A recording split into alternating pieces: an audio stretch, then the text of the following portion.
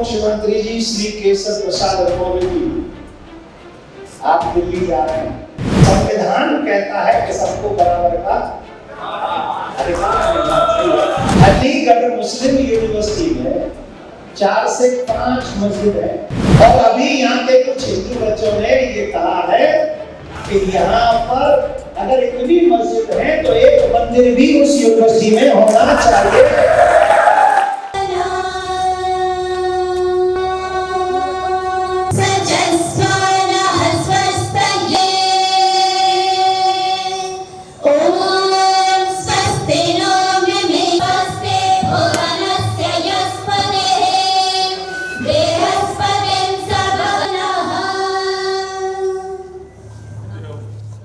सनातनी जगो हिंदुओं तुम्हें जगाने आया हूँ। कल जो बच्चों पर खतरा है उसे दिखाने आया हूँ।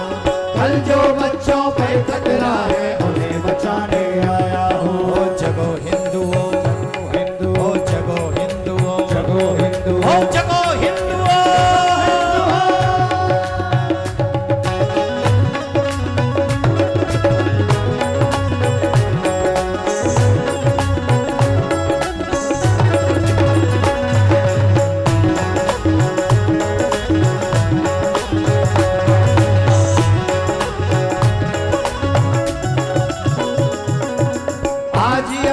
सोते रहे तो कल नहीं बच पाओगे।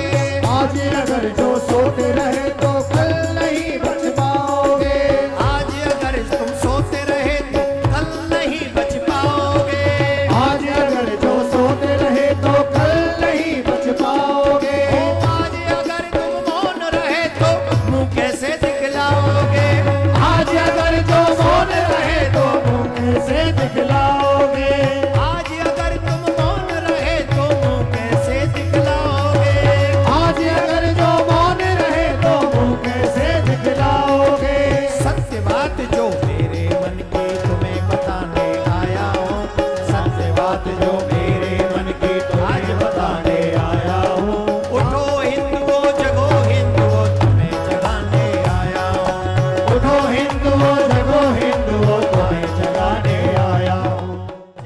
माधव सम्मेलन केंद्र के उद्घाटन समारोह में जिस स्थान पर यह सुंदर आयोजन हो रहा है, सीधी दुर्गा सरस्वती विद्यापीठ। विद्यापीठ का मतलब ही है ज्ञान। और आज हमारे मध्य में हमारे प्रदेश के बहुत प्यारे जुझारू उप मुख्यमंत्री जी विराजमान है, जिनका पहला परिचय संघ ही है। हम जिस विद्यापीठ में विराजमान हैं, संघ एक ऐसा कल्प वृक्ष है जिस कल्प वृक्ष की स्व की कोई इच्छा नहीं है, परंतु अपने फलों से दूसरों को छाया देता है, आनंद देता है। वह कल्प वृक्ष दूसरों की इच्छाओं को पूर्ण करता है। वह कल्प वृक्ष आने वालों को छांव प्रदान करता है। जिस कल्प वृक्ष ने संघ ने हमें और हमारे देश को 2 प्रधानमंत्री दिए,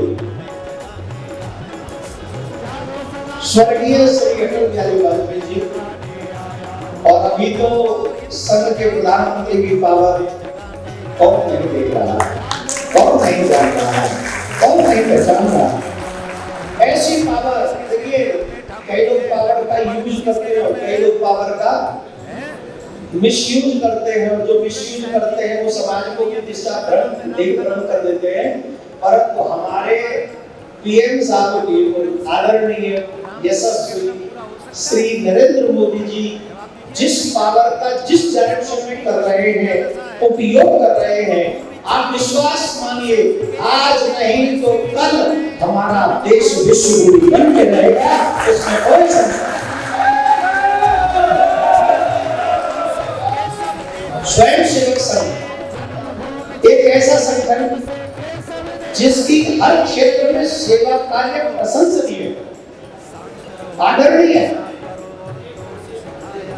ऐसा कौन सा कार्य है, ऐसा कौन सा क्षेत्र है जिसमें संघ ने अपनी अहम भूमिका नहीं निभाई और उसमें जाके सेवा नहीं की। देखो, सेवा भी करने का एक और ऑप्शन होता है, हमें कुछ चाहिए, हमें कुछ चाहिए इसलिए हम सेवा कर रहे हैं, और एक होता है हमें कुछ चाहिए थी फिर भी हम सेवा कर रहे हैं, और इसी को कहते हैं परमार्थ, इसी को कहते हैं पुरुषार्थ। और रामायण में इसका बहुत अच्छा वर्णन है। पर हे तो बस जिनके मन माही तेन कौन जग कछु दुर्लभ, जिनके मन में परोपकार की भावना है उनके लिए संसार में कुछ भी दुर्लभ वो है संघ, वो है कल्पवृक्ष संघ। एक और बात हम यहां से कहेंगे, कौन नहीं जानता है हमारा जो नॉर्थ ईस्ट है, एक पल वो आ गया था, एक समय वो आ गया था कि हम लोगों से जो कट रहा था, कुछ योजनाकारों ने, कुछ षड्यंत्रकारों ने ऐसी योजना बना ली थी कि नॉर्थ ईस्ट को भारत से अलग कर दिया जाए, परंतु हमारे संघ के माध्यम से वो योजनाएं प्रारंभ की गई। जगह जगह पर नॉर्थ ईस्ट के बच्चों को एजुकेशन के माध्यम से उनकी सेवा करके यहाँ लाकर पढ़ाकर उन्हें राष्ट्र की प्रमुख योजना से, प्रमुख धारा से जोड़ा गया है। तो आज वर्तमान में हमारे समाज की कंडीशन है, ईमानदारी से बताओ, 15 साल बाद ये सवाल करना आसान होगा क्या?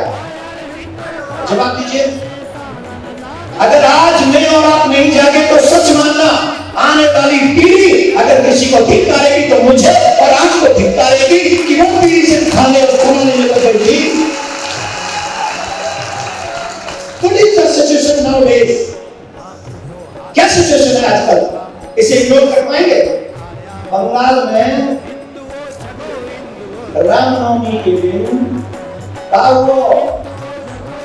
बता पा रहा, पत्थर परे पत्थर का परे, तुम भी ना परे बस क्या मार बैठे, तुम में पड़ जाते, तुम खाने नहीं करते थे, पर जिनमें परे जो कष्ट में है, अगर उनका कष्ट हम और आप नहीं समझेंगे तो आने वाली पीढ़ी तो ही काम करेगी, या तो धर्म परिवर्तन कर लेगी या फिर आप समझो बांग्लादेश तो बहुत पुराना पार्टी है, वर्तमान है। और अलीगढ़ जिसे हम हरिगढ़ कहते हैं, आगे सांसद जी कहते हैं, सांसद जी क्या कह रहे, यहाँ होली में मनाते थे, क्या कह रहे,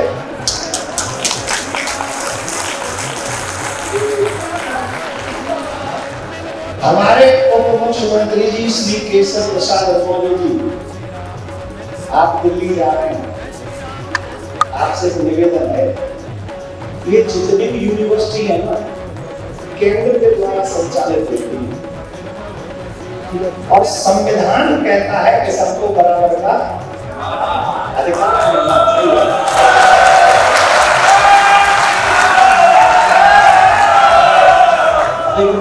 काम की बात समझो, काम की बात तो बाकी।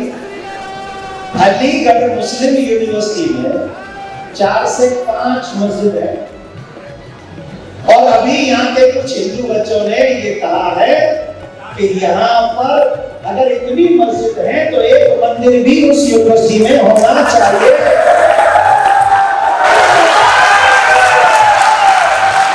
और याद रखो अलीगढ़ वालों, अगर वहां मंदिर बना तो कथा करने आऊंगा फ्री।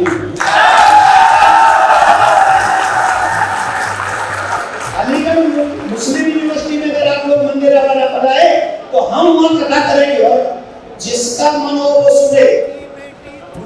सबको सुनाना जरूरी नहीं है, सांसद जी तो सुनी लेंगे, ये विधायक तो सब सुनी लेंगे, भीड़ इकट्ठी कर ही लेंगे, ऐसे हमारे पास भी आई जाएंगे 100-200 आदमी को, और फिर भी कथा तो कर ही लेंगे, ये तो कंफर्म है। जय श्री राम, जय श्री राम। हम लोग हिंदू होकर भी अपनी संस्कृति से भटक गए।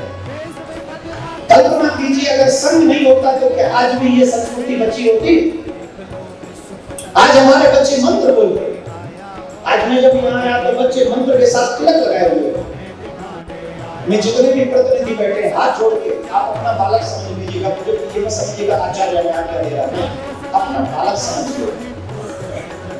जितने भी जन प्रतिनिधि हैं आप 2-3 काम करिए। प्रारंभ माथे पे तिलक और सर पे शिखा, हाथ में कलावा और निश्चित तौर पर वीडियो बनवा के डालिए।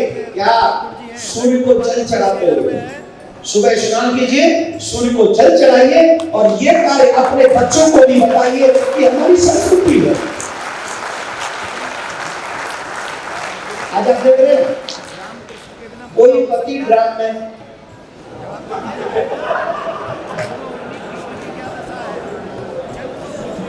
आप हंस सकते में रोया था इससे वीडियो सुनते आप और हम तो हंसने जानते हो कि तू बेटा हमारा है। अगर वो बेटा हमारा होता ना 7 जन्म तक नहीं हंसता। जो माँ वत्सला है, जो ममता का सागर है, जो करुणा से भरी पड़ी है समुद्र है, जिसने अपना पूरा जीवन त्याग तपस्या के लिए निकाल दिया, आप कल्पना कीजिए वो इतनी क्रूर कैसे हो गई कि उसने अपने पति को ही काट काट के कैसे क्रूर हो गई जानते हैं? कितने पति ऐसे हैं जो अपनी पत्नी को मार देते, जला देते। इतने क्रूरता हमारे समाज में कहां से आ रही है? कभी विचार कीजिएगा तो आपको पता चलेगा कि मुसलमान भाई लोग जब अपने उनके बच्चे पढ़ते हैं, चाहे वो मुसलमान अमीर हो या गरीब, लेकिन सबसे पहले वो मदरसे में भेजते हैं और मदरसे में भेजकर सबसे पहले उसे कुरान का ज्ञान कराते हैं। वो कुरान को जानते हैं, 99% कुरान को जानते हैं वो लोग। और यहाँ 99% बुजुर्गों को नहीं पता कि गीता में क्या है और रामायण में क्या है।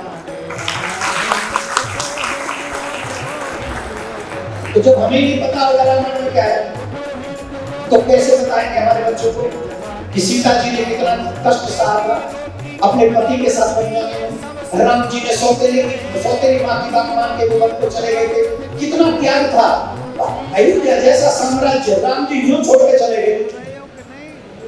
ये त्याग की भावना, ये समर्पण की भावना जब तक हमारे समाज में नहीं आएगी, हमारे घर यूं ही टूटते रहेंगे, यूं ही टूटते रहेंगे। और इस विचार को बनाना होगा, हमें घर घर रामायण पढ़ानी होगी, घर घर गीता पढ़ानी होगी।